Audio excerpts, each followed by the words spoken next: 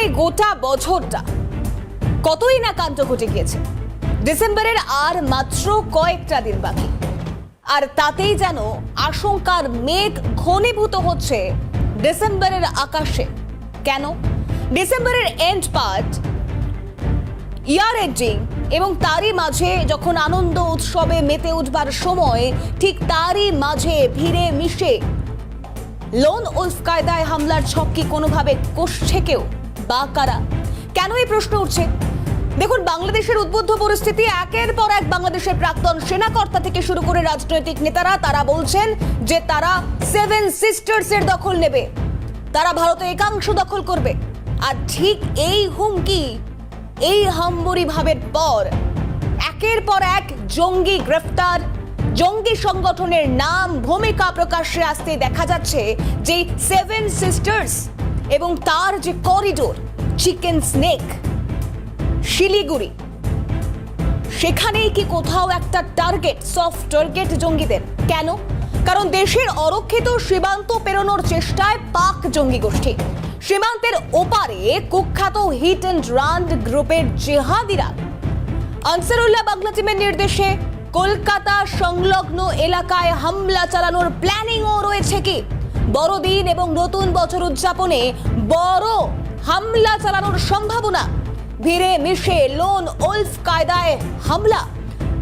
সেক্ষেত্রে রাজ্যের রাজনীতিবিদ থেকে শুরু করে বুদ্ধিজীবীরা, ব্লগার থেকে শুরু করে গণমাধ্যমের কর্মীরা, তারাও টার্গেট হতে পারেন, সেই সম্ভাবনায় প্রকট হচ্ছে। প্রসঙ্গত, ক্যানিং থেকে তেহরিক উল মুজাহিদিনের আইইডি বিশেষজ্ঞ জাভেদের গ্রেফতারি। শুধু তাই নয়, মুর্শিদাবাদ থেকে 2 জঙ্গি গ্রেফতার। কেরল থেকে ধৃত জঙ্গির কাছে থাকা ভুয়ো ভোটার কার্ডে মুর্শিদাবাদের দুটি ঠিকানা নওদা হরিহরপাড়া জল করে।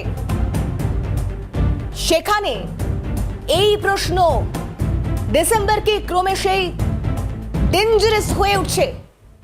এই প্রশ্নগুলো সামনে আসছে এবং তা নিয়ে আমরা আলোচনায় আসবার চেষ্টা করব। এই মুহূর্তে নিউজ রুম থেকে সরাসরি চিফ রিপোর্টার সত্যজিৎ মুখোপাধ্যায় আমাদের সঙ্গে রয়েছেন। সত্যজিতের কাছে শুরুতেই আসবো। সত্যজিৎ, পরিস্থিতি কি ক্রমেই আরো জটিল হচ্ছে? কারণ ডিসেম্বরের মাত্র কয়েকটা দিন বাকি এবং এই শেষ বছরের শুরুর উদযাপনে যখন প্রত্যেকে 8 থেকে 80 সকল বয়সী মানুষজন মেতে থাকবে, তারই সেই সুযোগের সদ্ব্যবহার করতে চাইছে জঙ্গি গোষ্ঠী। একদম দিদি, তুমি যে তথ্য জানাচ্ছ দর্শকদের, সেই তথ্যের জায়গা থেকে তোমাকে বলি যে জঙ্গিরা সুযোগ খুঁজছে এবং নির্দিষ্টভাবে আমাদের পূর্ব দিকের রাষ্ট্রটির নাম শুধুমাত্র এই মুহূর্তে বাংলাদেশ রয়ে গেছে, কিন্তু সেই বাংলাদেশ তার যাবতীয় যে ঐতিহ্য, সংস্কৃতি, কৃষ্টিকে ভুলে এই মুহূর্তে কার্যত পূর্ব পাকিস্তানে পরিণত হয়েছে। এ বিষয়ে বৃহত্তর অংশের কোনো সন্দেহ নেই। কারণ বাংলাদেশের যারা বাঙালিয়ানা বিশ্বাস করেন, তারা আজকে একঘরে হয়ে গেছেন, তাদেরকে কর্নার করে দেওয়া হয়েছে। পরিবর্তে পাকপন্থী যে জেহাদি গোষ্ঠী, তারা রাজধানী থেকে শুরু করে জেলা উপজেলা দাপিয়ে বেড়াচ্ছে। এখন ঢাকার রাস্তায় বা বাংলাদেশের রাস্তায় হাঁটলে কতজন পাকিস্তানে তোমার একসঙ্গে চোখে পড়বে সেটার কোনো নির্দিষ্ট সংখ্যা তুমি এই মুহূর্তে বলতে পারবে না, অসংখ্য। এবং যে মুহূর্তে পাসপোর্টে তাদের নির্দিষ্ট সিকিউরিটি অপশানটাই তুলে দেওয়া হয়েছে, শয়ে পাকিস্তানি এসে বাংলাদেশের মাটিতে ঢুকছে। কারণ এটা দেউলিয়া দেশ, খেতে পায় না, সেখান থেকে শয়ে পাকিস্তানি এই মুহূর্তে বাংলাদেশের মাটিতে। এদের মধ্যে কতগুলো জঙ্গি আর কতগুলো শিক্ষিত, তা নিয়ে তো প্রশ্ন থাকতেই পারে। তবে অধিকাংশের মতামত যে অধিকাংশ এদের মধ্যে জঙ্গি, এবং পাকিস্তানের জঙ্গির চাষি হয়, এটা আন্তর্জাতিক মহল জানেও। এবং সেই অবস্থা থেকে যে তথ্য জানাবো, যে তথ্য একেবারে নির্দিষ্টভাবে যে তথ্য আমাদের সামনে আসছে, তা একেবারে ব্রেকিং এবং সেটা ভীষণভাবে অ্যালার্মিং আমাদের এই রাজ্যের প্রত্যেকের জন্য।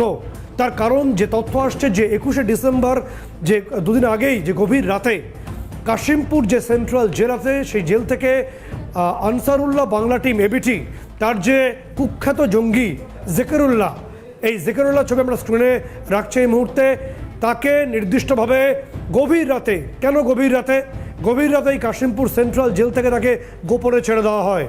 এরপর যে তথ্য আমাদের কাছে পৌঁছচ্ছে যে নির্দিষ্টভাবে গাড়ি দাঁড়িয়েছিল বাইরে, আনসারুল্লাহ বাংলা টিম যেটা আনসারুল্লাহ আল ইসলাম হয়েছে এই মুহূর্তে আন্তর্জাতিক দুনিয়ার নজর ঢেকে, যেহেতু এবিটি একটি নিষিদ্ধ গোষ্ঠী, নাম চেঞ্জ করে সেই জসিমউদ্দিন রহমানিয়া যাকে জেল থেকে ছেড়ে দেওয়া হয়েছে তার নির্দেশে এখন আনসারুল্লাহ আল আসিন নাম দিয়ে এই সংগঠনটি চলছে। এবং নির্দিষ্টভাবে এই টিমের সশস্ত্র জঙ্গিরা তারা গাড়ি করে একদম বাইরে বসেছিল ওই কাশিমপুর সেন্ট্রাল জেলের, এবং যখনই জিকিরুল্লাহ বাইরে বেরিয়ে আসে তাকে নিয়ে অজ্ঞাত পর্যায়ে স্থানে তারা চলে যায়। এরপর যে তথ্য আসছে যে সেটা এই তথ্য সেখানকার একাধিক এবং নির্দিষ্টভাবে একটি গুরুত্বপূর্ণ গণমাধ্যমে প্রকাশিত ইতিমধ্যেই, সেই তথ্য হলো যে বাংলাদেশের ফেনী নেক যেটা অর্থাৎ কুমিল্লা যে অংশটি আছে সেখান থেকে এই আনসারুল্লাহ বাংলা টিমের এই জিকিরুল্লাহ সে এবং তার জঙ্গি সাগরেদগুলো এই ভারতবর্ষে প্রবেশের চেষ্টা করবে এবং ত্রিপুরা হয়ে তারা কলকাতায় আসার চেষ্টা করবে। কি লক্ষ্যটা খুব পরিষ্কার, যেভাবে আমরা স্ক্রিনে দেখাবো যে বাংলাদেশে অভিজিৎ রায়, রফিদা আহমেদ বন্যা এদের প্রত্যেককেই খুন করা হয়েছিল এবং এদের প্রত্যেকের আনসারুল্লাহ বাংলা টিমের লিস্টেড ছিল এদের প্রত্যেককে রক্তগঙ্গা বইয়ে দেওয়া হয়েছে। ঠিক তেমনিভাবে তুমি বলছিলে যে লোন উলফ কায়দায় আনসারুল্লাহ বাংলা টিমের লোন উলফ যে টেরোরিজম আছে, অর্থাৎ এককভাবে গিয়ে ভিড়ের মধ্যে টার্গেট খুঁজে নিয়ে তাকে সশস্ত্র অবস্থা আঘাত করে তাকে ছিন্ন ভিন্ন করে দাও, সেই কারণেই জিকিরুল্লাহর বাহিনী বাংলা সীমান্ত পেরিয়ে ঢোকার চেষ্টা করছে, ভারত সীমান্ত পেরিয়ে ঢোকার চেষ্টা করছে। এই তথ্যই সামনে আসছে গোয়েন্দা রিপোর্ট এবং নির্দিষ্টভাবে একাধিক যে গণমাধ্যমে সেই ছবি পরিষ্কার হচ্ছে। এবং এক্ষেত্রে যে ছবিটা আসছে যে আনসারুল্লাহ বাংলা টিমের যিনি প্রধান জসিমউদ্দিন রহমানিয়া এবং বরখাস্ত হয়ে যাওয়া সেনাকর্তা সৈয়দ জিয়াউল হক, এরাই আইএসআই চক্রের মাধ্যমে গোটা টিমটা সাজিয়েছে। কি উদ্দেশ্য হলো ভারতে গিয়ে নির্দিষ্টভাবে টার্গেট বেছে নাও। টার্গেট কারা? টার্গেট হলো বিভিন্ন রাজনৈতিক ব্যক্তিত্ব, বুদ্ধিজীবী, ব্লগার এবং গণমাধ্যমে যারা চাকরি করেন তাদেরকে বেছে বেছে টার্গেট বানিয়ে খুন করে দাও। এবং এই আনসারুল্লাহ বাংলা টিম এই মুহূর্তে বাংলাদেশের বিভিন্ন যে ভারতীয় শিল্পপতিদের যে প্রতিষ্ঠানগুলো আছে, ইনভেস্টমেন্ট যেখানে যেখানে আছে সেখানেও তারা এককভাবে বোম ব্লাস্ট করতে পারে, আইডি এক্সপ্লোশন করতে পারে বা তারা সেখানে গিয়ে ছিন্ন ভিন্ন করতে পারে। দুটো পার্টিই করবে। এবং যে তথ্য বলবো, একটা তথ্য বলার চেষ্টা করব যে ছবি বাংলাদেশ পাকিস্তানকে সঙ্গী করে দেখছে, কারণ তোমাকে বলবো যে জানুয়ারি মাসে এবং ফেব্রুয়ারি মাসে পরপর দুটি মাসে নির্দিষ্টভাবে যে কাতারে বৈঠক হয়েছিল শেহবাজ শরীফের সঙ্গে ডক্টর মোহাম্মদ ইউনূসের, তার পরিপ্রেক্ষিতে প্রায় 50 বছর পরে এই দুটি দেশ আবারও সেনাগতভাবে একই জায়গায় আসছে, যৌথ মহড়ায় আসছে। এবং জানুয়ারি মাসে তারা বঙ্গোপসাগরে যৌথ নৌবাহিনীর মহড়া করবে, বাংলাদেশ পার্টে করবে এবং ফেব্রুয়ারিতে তারা আরব সাগরে করবে। এবং এই দুটি থেকেই তারা তাদের সেনাবাহিনীকে এক জায়গায় নিয়ে আসার চেষ্টা করছে। ভারতের পক্ষে এই গোটা বিষয়টা খুব একটা সুবিধার নয় এবং আমরা যারা করতে পারি বা করতে পারবো সেটা হলো এর আগে ওই অংশে আমরা একাধিক ক্ষেপণাস্ত্র প্রয়োগ করেছি, আমাদের ব্রহ্মস প্রয়োগ করেছি, আমাদের কেফর প্রয়োগ করেছি, প্রয়োজনে আবারও করা হবে। তাতে যদি মহড়ার কিছু হয় তাহলে সেটা পরবর্তী ইস্যু হবে পরবর্তী সময়, কিন্তু কখনোই আমাদের বুকের ওপর শত্রু পক্ষকে এভাবে যে বিধ্বংসের নৃত্য তা করতে দেওয়া হবে না বলেই নির্দিষ্ট অংশের বক্তব্য উঠে আসছে। একটি তথ্য পাকিস্তানপন্থী বাংলাদেশকে মনে করানোর প্রয়োজন, সেটা হলো যে মুম্বাই হামলার যে মাস্টার মাইন্ড হাফিজ সাইদ তার লাহোরের যে জোহারের যে বাড়ি, সেই বাড়িতে দিব্যি ছিলেন। এবং তোমাকে মনে করাতে চাইবো যে 2021 সাল তার জুন মাস, তিনি জানতেনও না যে এত বড় ঘটনা ঘটতে চলেছে। এবং যেটা হয় দুবাই থেকে তথ্য আসে এবং সেই তথ্যের ভিত্তিতে আমি এর থেকে বেশি ডিসক্লোজ করতে পারি না। সেই তথ্যের ভিত্তিতে লস্করে তৈবা যে প্রধান হাফিজ সাইদ, যে মাঝে মাঝে ভারত বিরোধী স্লোগান দিতেন সেখানে বসে, পাকিস্তানে বসে, লাহোরে বসে, তার লাহোরের যে জোহারের বাড়ি, সেই বাড়িতে কোনো একজন আফগানিস্তানের প্রতিবাদী যুবক তিনি একেবারে সোজা গাড়ি নিয়ে ঢুকে পড়েন এবং বিস্ফোরণ ঘটিয়ে দেন। কোনো ক্রমে খাটের তলায় ঢুকে হাফিজ সঈদ বেঁচে যান প্রাণে। তো হাফিজ সঈদ তারপর থেকে একদম পুরোপুরি ভ্যানিশ হয়ে গেছেন, তার কোনো বক্তব্য আমরা জানতে পারি না। বাংলাদেশ যে পথে হাঁটছে তাতে পরবর্তী ক্ষেত্রে যেভাবে পাকিস্তানে একের পর এক যে মাস্টার মাইন্ডগুলো বিভিন্ন নাশকতা গোষ্ঠীর ছিল তারা ধরাশায়ী হয়ে গেছে অজ্ঞাত পরিচয় বন্দুকবাজদের হাতে, সেটা যে বাংলাদেশেও ঘটবে না এরকম তো কোনো গ্যারান্টি হতে পারে না তিথি। ফলে গোটা ছবিটা সেদিকে এগোচ্ছে যে হাফিজ সাঈদের ভবিষ্যৎই হয়তো বাংলাদেশের সেনাকর্তাদের পরবর্তী ভবিষ্যৎ হতে চলেছে। একেবারে সত্যজিৎ, এখান থেকেই যে প্রশ্নগুলো সামনে আসছে, কারণ নিরাপত্তা সুরক্ষা সেই দিকটাও যেমন আলোচনা করবার বিষয়, তার পাশাপাশি বাংলাদেশের পরিস্থিতি সত্যিই কি বাংলাদেশও সেই একই পথে হাঁটতে পারে যেমনটা তুমি শুরু থেকে বলছিলে। আমরা আলোচনায় যাওয়ার চেষ্টা করি। এই মুহূর্তে দুজন অতিথি আমাদের সঙ্গে রয়েছেন। জাতীয় নিরাপত্তা ও সুরক্ষা বিশেষজ্ঞ আর্য ঘোষ রয়েছেন আমাদের সঙ্গে। আমি আর্যবাবুকে স্বাগত জানাবো আজকের আলোচনায়। আমাদের সঙ্গে রয়েছেন সম্পাদক ব্লেডস বাংলাদেশ শোয়েব চৌধুরী, আমি তাকেও স্বাগত জানাবো আজকের আলোচনায়। সত্যজিৎ, তোমার প্রশ্ন। আমি প্রথমেই শোয়েববাবুর কাছে যাবো। যে প্রশ্ন শোয়েব সাহেব আপনাকে করব, যে আপনার পত্রিকা, আপনার প্রতিষ্ঠান, আপনার যে মিডিয়া, তা সর্বপ্রথম এই তথ্য সামনে নিয়ে আসছে যে জিকিরুল্লাহ তাকে গভীর রাতে আনসারুল্লাহ বাংলা টিম ছাড়িয়ে নিয়ে গেছে জেল থেকে এবং তাকে টার্গেট ফিক্স করে দেওয়া হয়েছে ভারতবর্ষের কলকাতা এবং সংলগ্ন অংশ, কুমিল্লা হয়ে ভারতে প্রবেশ করবে সম্ভবত 23শে ডিসেম্বর, আজই তার প্রবেশের কথা বা অনুপ্রবেশের কথা বা এর মধ্যেই, এবং ডিসেম্বর বা নতুন বছরের শুরুতেই রক্তাক্ত করতে পারে ভারতকে, এই আশঙ্কা আপনি জানিয়েছেন। ঠিক কিভাবে গোটা বিষয়টা হতে পারে বলে আপনি জানতে পারছেন? ধন্যবাদ। দেখুন, 21 বছর ধরে আমাদের পত্রিকা কিন্তু এই জঙ্গিবাদ নিয়ে কাজ করে, জঙ্গিবাদের গবেষণায় কাজ করে। তো এই যে আপনি যেটা বললেন কিছুক্ষণ আগে, যে জিকিরুল্লাহ পরশু বেরিয়ে গেছে গভীর রাতে, এটা তো একেবারে সত্যি। আমরা সেই কারাগারে লোক পাঠিয়েছি এবং কাশিমপুর 2 কারাগারে, এবং তারাও স্বীকার করেছে যে জিকিরুল্লাহ বেরিয়ে গেছে রাত 12টার কিছু পরে। আপনাদেরকে আরেকটা তথ্য আমি দিতে চাই যে এই 5ই আগস্ট থেকে আজ অবধি 144 জন জেএমবি এবং আনসারুল্লাহ বাংলা টিমের জঙ্গিকে বাংলাদেশের বিভিন্ন কারাগার থেকে ছেড়ে দেওয়া হয়েছে। মানে কাউকে আদালতের মাধ্যমে, কাউকে বলা হয়েছে তারা পালিয়ে গেছে।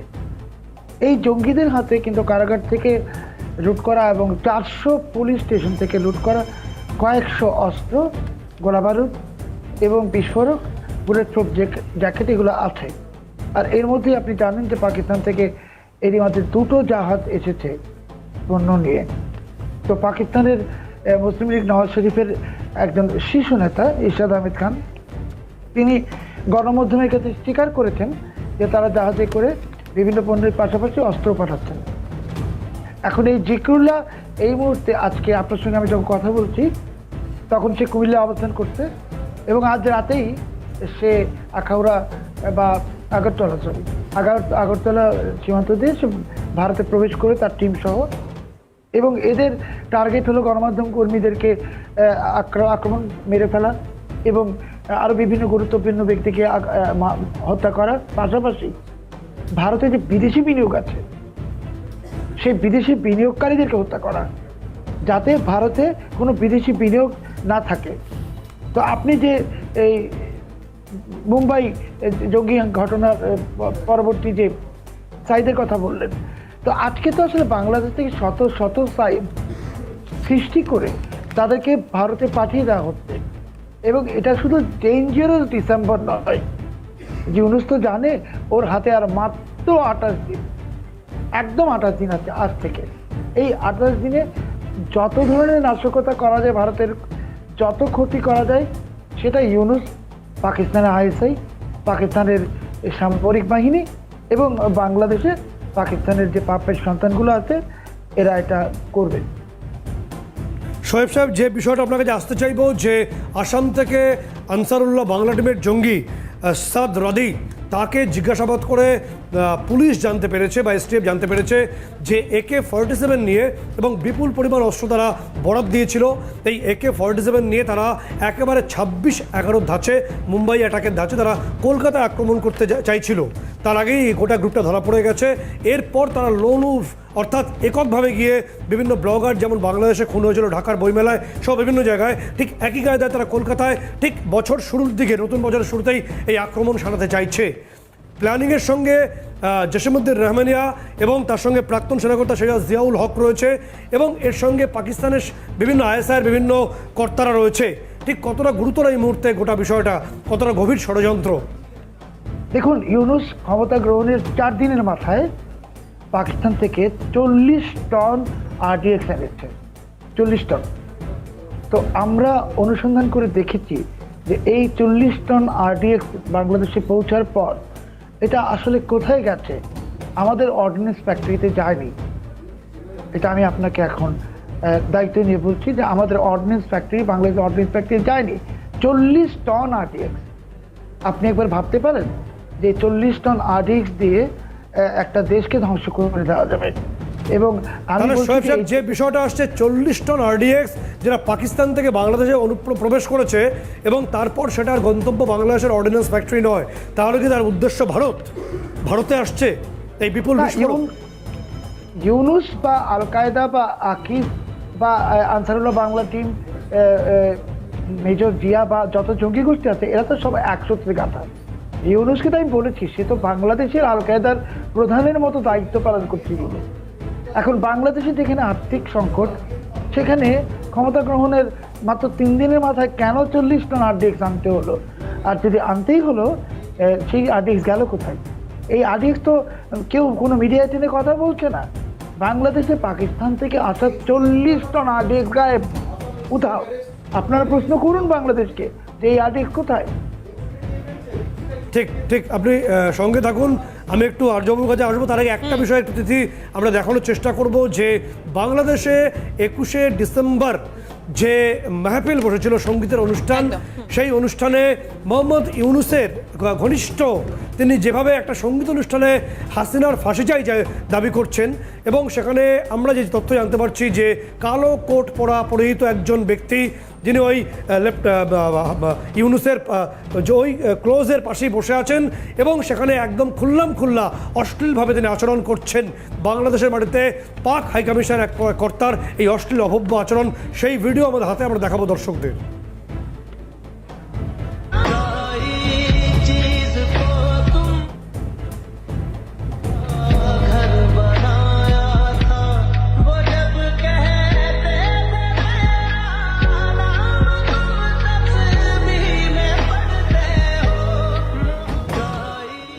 যেখানে যেখানে তুমি দেখো যে বাংলাদেশে চাল কিনতে গেলে ভারতের দ্বারস্থ হচ্ছে, সেখানে প্রায় $2 লক্ষ দিয়ে এই সঙ্গীতের মেহফিল বসেছিল এবং নির্দিষ্টভাবে সার্জিস আলম, তিনি ইউনুসের ঘনিষ্ঠ, তিনি পাশে বসে আছেন এবং পাক কমিশনের ওই কর্তা, যে তথ্য আমরা বিভিন্ন সোর্সে পাচ্ছি, তার অশ্লীল আচরণ বাংলাদেশি নাগরিকদের যে হাতের পয়সায় সেই মেহফিল বসিয়ে ইউনুস সরকার চালাচ্ছে।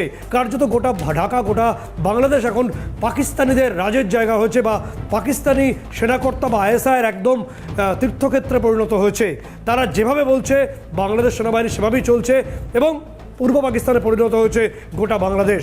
তিথি, একেবারে, এবং এখান থেকেই যে পরিস্থিতিগুলোর দিকে আমরা নজর রাখবার চেষ্টা করেছি, এবং সেই পরিস্থিতি দেখতে গেলে একদিকে লোন উলফ কায়দায় হামলা হোক বা সেই হামলার পরিস্থিতির সামনে আসুক, বা যেমনটা আশঙ্কা বা যে টার্গেটের সম্ভাবনার কথা তুমি বলছিলে সত্যজিৎ, এ রাজ্যের রাজনীতিবিদ থেকে শুরু করে বুদ্ধিজীবী, ব্লগার, গণমাধ্যমের কর্মীরা, এবং সেক্ষেত্রে বাংলাদেশের পরিস্থিতি যে খুব একটা ভালো সেটাও তো গলা জোর করে বলা যায় না। শোয়েব সাহেবও সেটা বলছিলেন। আমি অবশ্যই আলোচনায় আসবো সত্যজিৎ, আর্যবাবু এবং শোয়েব সাহেবকেও সঙ্গে থাকবার জন্য অনুরোধ করব।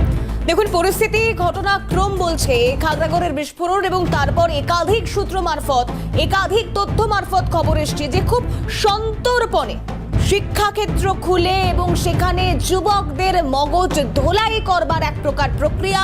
শুধু তাই নয়, তাদেরকে এই কাজে লিপ্ত করা, অর্থাৎ সন্ত্রাস গোষ্ঠীগুলো, সেই গোষ্ঠীগুলোর সঙ্গে লিপ্ত করা, এবং তার পাশাপাশি যে লোন উলফের কথা বলা হচ্ছে, সত্যজিৎ বলছিল কিছুক্ষণ আগে, অর্থাৎ একাকী শিকারী যাকে বলা হয় স্বচ্ছ বাংলা ভাষায়, এমন একটি পদ্ধতি যে পদ্ধতির মাধ্যমে রীতিমতো তাকে ঠান্ডা মাথায় যে একা আত্মঘাতী হামলা চালাতে পারবে এরকম একটা পদ্ধতির প্রশিক্ষণ। এই সমস্ত কিছু তো খুব ঠান্ডা মাথার কাজ, আর সেই ঠান্ডা মাথার কাজ কি করছে বিভিন্ন নিষিদ্ধ জঙ্গি সংগঠনগুলি? এই প্রশ্ন যখন উঠছে, আমি সত্যজিতের কাছে যাওয়ার চেষ্টা করবো। সত্যজিৎ, একদমই যে ছবি আমরা দেখতে পাচ্ছি এবং নির্দিষ্টভাবে যে তথ্য আমরা জানাচ্ছি, যে ওই যে মেহফিল ঢাকায় বসেছিল $লক্ষ লক্ষ খরচ করে, যেখানে বাংলাদেশের মানুষের জন্য অন্ন বস্ত্রের সন্ধান নেই, সেখানে পাক হাইকমিশনের কর্তাদের $লক্ষ লক্ষ পাইয়ে দেওয়া হচ্ছে ঘুরপথে। এবং এই যে সুদের ব্যবসা করা ডক্টর মোহাম্মদ ইউনুস, উনি ভালো করে জানেন যে কোথাকার টাকা কোথাভাবে ঘোরাতে হয়। ফলে এই টাকা ঘোরানোর খেলায় তিনি যেমন আছেন, মেহফিল বসাচ্ছেন এবং সেই মেহফিল থেকে তিনি বাংলাদেশের যিনি দেশ ছেড়ে যাওয়া প্রধানমন্ত্রী শেখ হাসিনা তার মুন্ডুপাত করছে তার ক্লোজ সার্জিস আলম। কি বলেছে সার্জিস আলম মেহফিল থেকে, তাও দর্শকদের শোনাবো।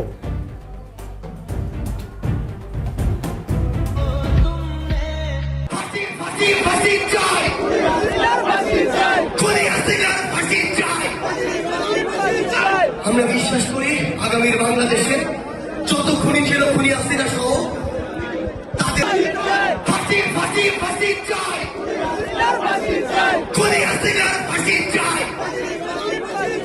আমরা বিশ্বাস করি আগামীর বাংলাদেশে যত খুনি ছিল দেখো নির্দিষ্টভাবে তিথি এই যে সব মঞ্চ থেকে তারা ফাঁসি ফাঁসি ফাঁসি চেয়েছে, ফাঁসি হবে কিনা সেটা তো পরবর্তী সিদ্ধান্ত, পরবর্তী ছবি দেখাবে। এই মুহূর্তে আমার সঙ্গে আর্যবাবু রয়েছেন, নিরাপত্তা বিষয়ক যে তার বিশ্লেষণ আমরা নেব তার কাছ থেকে। আর্যবাবু, যে প্রশ্ন আপনার কাছে আসবো তা হলো যে তথ্য শোয়েব সাহেব জানাচ্ছেন এবং একাধিক গোয়েন্দা তথ্য থেকে আমরা পাচ্ছি যে জিকিরুল্লাহ, যাকে আনসারুল্লাহ বাংলা টিম ছাড়িয়ে নিয়ে গেছে সশস্ত্র অবস্থায় এবং মধ্যরাতে তাকে জেল থেকে ছাড়ানো হয়েছে, তাকে অ্যাসাইন করা হয়েছে। কি অ্যাসাইনমেন্ট? লোন উলফ অ্যাটাক করতে হবে কলকাতা সংলগ্ন অংশে, ব্লগারদের খুন করতে হবে, মিডিয়া পার্সনদের অ্যাটাক করতে হবে এবং রাজনীতিবিদদের অ্যাটাক করতে হবে। কুমিল্লা হয়ে আজকেই তার অনুপ্রবেশের কথা ভারতে, ঠিক কতটা বিপজ্জনক যে তথ্য শোয়েব সাহেব জানাচ্ছিলেন?